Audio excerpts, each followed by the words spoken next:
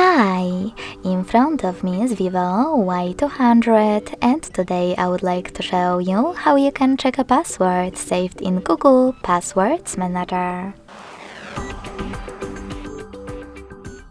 Begin by going into Devices Settings and scrolling all the way down to Access Accounts. Then tap on this gear next to Google. Click on Google Password Manager. Click on one of your passwords that you wish to check and enter your current login method. Lastly, click on this eye icon next to your password to make it visible. Thanks so much for watching. If you enjoyed this video, smash that like button, comment and subscribe. Bye!